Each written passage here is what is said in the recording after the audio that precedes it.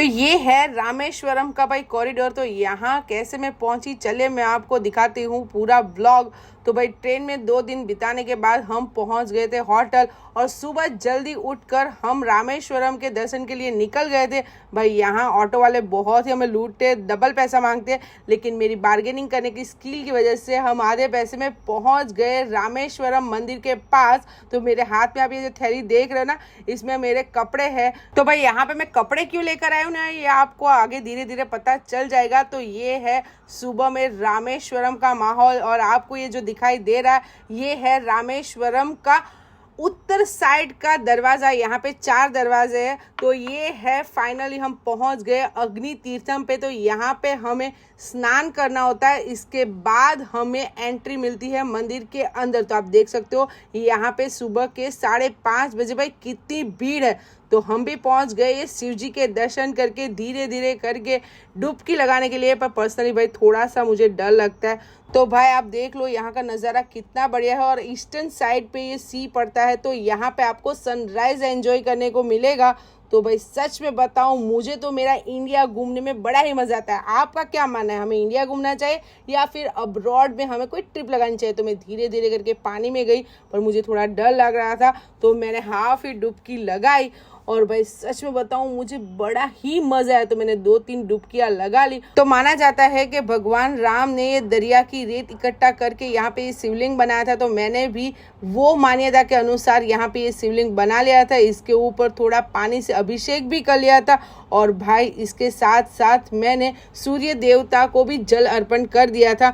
और मैं नहीं, यहाँ पे बहुत सारे लोग ऐसे थे जो ऐसे शिवलिंग बना रहे थे। भाई मैंने तो सिर्फ बनाया था, लेकिन ये लोग तो इसकी पूजा भी करते थे और यहाँ पे उसे बहुत ही बढ़िया तरीके से डेकोर करते। भगवान शिव जी के 12 ज्योतिर्लिंगों में से रामेश्वरम ही एक ऐसा लौता ज्योतिर्लिंग है जहाँ पे आपको सबसे पहले दरिया यानी कि समंदर में स्नान करना होता है और फिर वहां से निकलकर आपको 22 कुंड में भी स्नान करना होता है। उसके बाद ही आपको भगवान जी के दर्शन होते हैं। तो आप देख सकते हो इन्होंने कितना बढ़िया यहाँ पे ये लिंग बना लिया और यहाँ पे आपको जब भी आओगे बहुत सारी भीड़ मिलेगी। और आप देख सकते हो एक साथ कितने सारे लोग ये रेत का शिवलिंग बना रहे हो और अच्छी तरीके से पूजा भी करे। तो अगर आप भी शिव जी के भक्त हो तो कमेंट में ओम नमः शिवाय लिखना मत भूलना। तो समंदर में से निकलकर अब हम चल पड़े मंदिर की ओर। लेकिन जैसे कि मैंने आपको बताया था 22 कुंड में हमें सबसे पहले स्नान करना होता है।